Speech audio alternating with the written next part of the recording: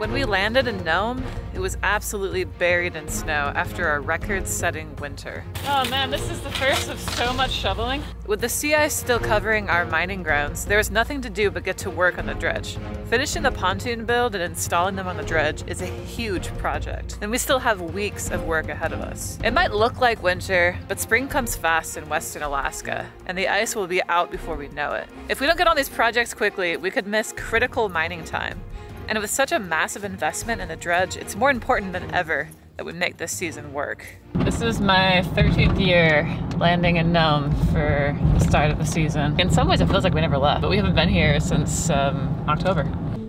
Oh dude, there's like a 15-foot high mountain of snow completely blocking. We can't even see the dredge or the stack. Man, it's like the Everest of freaking snowplow job. Everything else in the parking lot is completely free of snow. There's like the Synergy, very little snow. The Tata, very little snow. This other sad dredge that nobody's used in like freaking 4 years, no snow. I really wish I had my crampons for this. I have summited Snow Mountain! I have gone where no others have gone before. Well, not many anyway. There's Snow Mountain, and then there's like more snow. It's like this is man-made. This was plowed, but then like we had the bad luck of parking where all the snow drifts went. Step one is just freaking moving the snow. Good news is they plowed out part of Snow Mountain, but unfortunately, the dredge is like over there. We still have to pull it out, bring it to the shop to work on, so we're gonna have to buck up and rent a piece of heavy equipment. I've never run a skid steer in my life. I can't believe for 450 bucks, they'll just give you one of these things. Yellow run, enter button first. There's a lot of yellow buttons.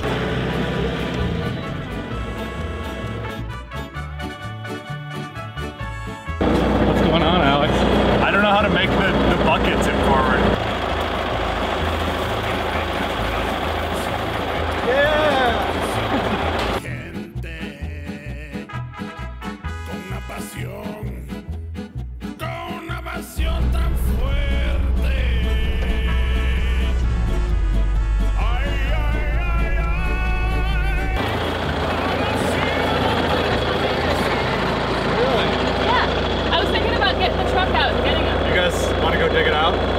We got to get the pontoons from the airport, so we need the truck to do that. And then we got to get the welder, which is in that Connex. So we got to dig out everything. And then the shop that we're in is just full of ice and other people's junk. So we have to clear a spot for ourselves. I bet you we're going to be setting up for 2 days at least, 3 days maybe. Yeah, Alex is running the little Bobcat. And I'm only qualified to run the shovel. We'll be getting gold in no time.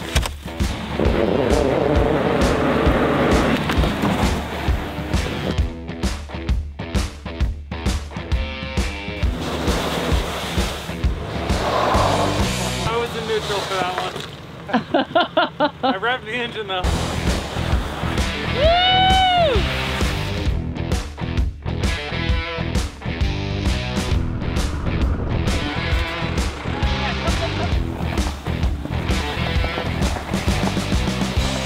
Hey, look.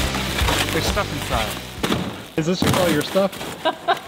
No, there's some other stuff. You got tools. I got gold pans. I got some laundry. You know how much it costs per pound? Like $2. But look, a bug zapper. Anyway, the good news is, yeah, the gun's in here. Oh, that's good. So we've all been literally chipping away at the shop and shoveling for days. This is the result. We've cleared out a lot of space. We've got backup coming tomorrow. Dan's brother, Steven, is coming up. Steven's a welder. He's gonna be working with Dan on the pontoons. And then diver Mark is coming up, and he's like just a jack of all trades, can do anything. So we're gonna just rock and roll on this as hard as we can, as many hours as it takes, and we'll get it done. Trying to slide the dredge out on the dollies, but the dredge is moving and the dollies aren't, so we're just gonna keep pulling. It's better just to do it before we think about it too much. So let's just go. Oh yeah. Oh, we're just skiing now.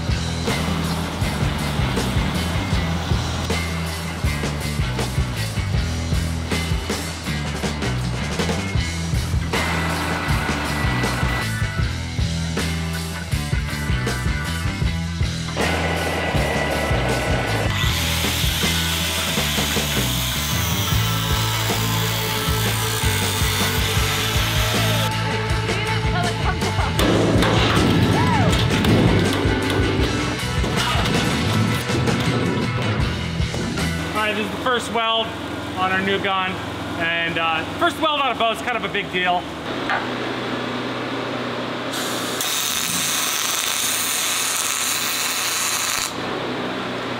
Perfect, just like last year. I just wanted to give a special thanks to Lincoln Electric. I've been using Lincoln welders for 5 years since I got my first Ranger. Gold mining is a business of metal and dirt. And while we're experts at digging around in the dirt, Lincoln's always had our back when it comes to metal, whether it's steel or aluminum. This is called a 2x4 jack.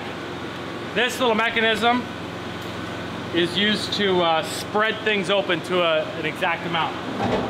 Spread it, and then you clamp it. There, perfect. Now it's all pretty close to lined up.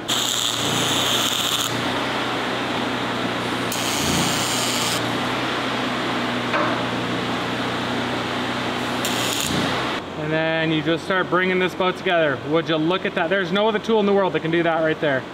It's tricky stuff though, I mean, in the real world. Look at this. Like, that is so far off. How are we gonna weld that? I mean, this is not something we're proud of. It's like, are you sure that's gonna fit?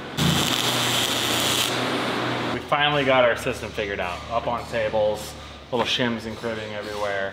The whole goal is to like set one here, weld it together, lift all 3 of them, move them forward, set it down, and then do it again. Lift up a pontoon, sling it here, set it down, weld it, move it forward. And by the time we put on the last pontoon, the bow will be sticking out the door. So that's our system that we got set up. Now we want to see if we can make it efficient by using these hoists.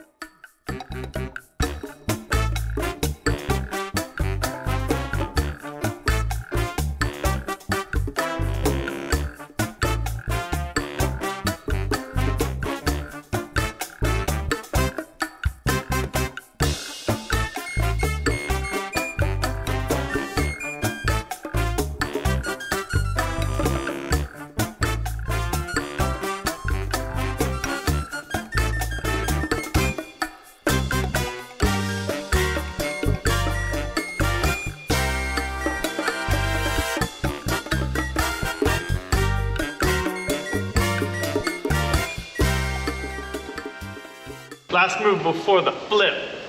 Coming up next. Yeah.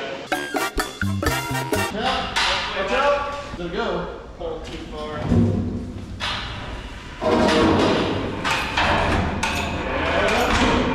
Okay, ready to come down. Hold on. You're going way faster than me.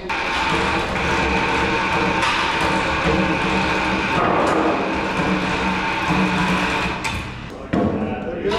Go up. And we made this deck a little bit high, and then to cut the sides, we bent them down. So that way this will never hold a puddle of water. Water runs off either way. Better to have crown than to have holes.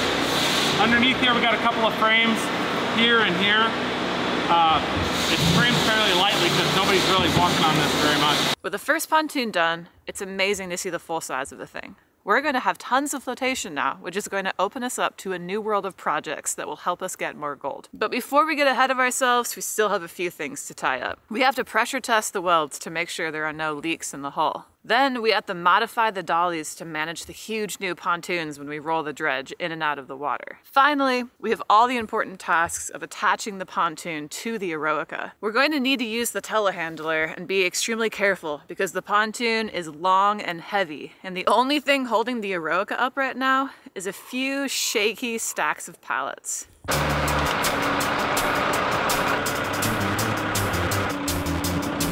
Exciting stuff, right? Finally get to see it. Aha! Look what we built.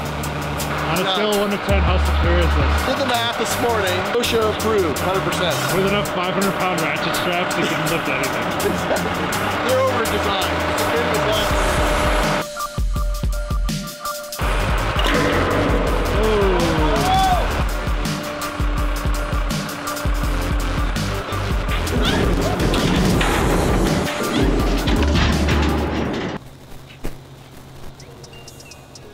I think we need a new setup. We were so freaking excited to get that new pontoon underneath the Eroica, only to watch it fall in the dirt. We just spent 6 months freaking building these things and $100,000. We could have compromised the hull or even knocked the Eroica off of the pilings.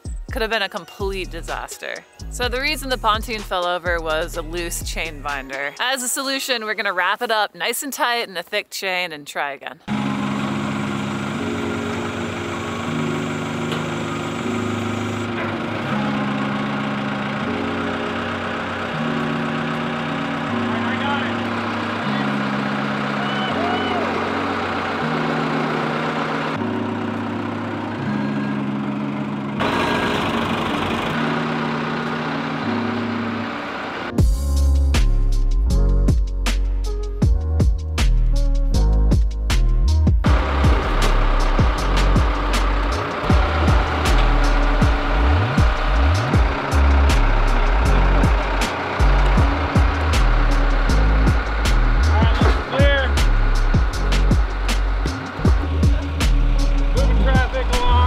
Dude, this is like around the 2.0's first journey. Wow. You know, that's amazing. Pretty soon, not too long from now, we're gonna be pulling this thing out to launch it in the harbor. It feels good, man. It feels good.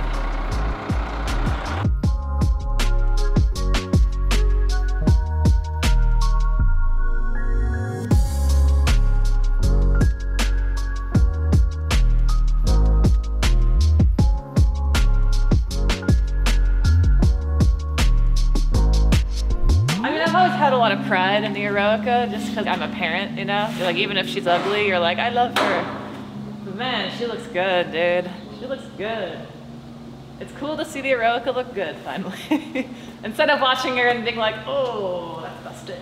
We are psyched to be done with the biggest, most expensive boat project of the year. Pontoon project is done, so we can move on. We've got a long list ahead of us. Mount the outboards, fix the suction system, and install and test our brand new dive compressor. And we have to confront our biggest obstacle yet, the sea ice. It's a little solid looking. Will it go out in time for us to mine during June, or will it stop us from getting on the gold? Watch and find out. Hey, thanks so much for watching. So this season might have been filmed a year ago, but if you want to know what's going on right now, you gotta sign up for our weekly newsletter. The link is in the description if you're watching on YouTube, and it's in the comments if you're on Facebook. So we've been writing the newsletter for over a year, and we've just had so much fun just sharing stories with you guys and thoughts and just talking about our lives up in Nome. Don't forget to sign up for our newsletter because once you do, you get 10% off your very first purchase at BeringSeaPater.com. And you can buy our gold from our sluice box either by the gram in a vial, or you can get it in patered form and pan it yourself.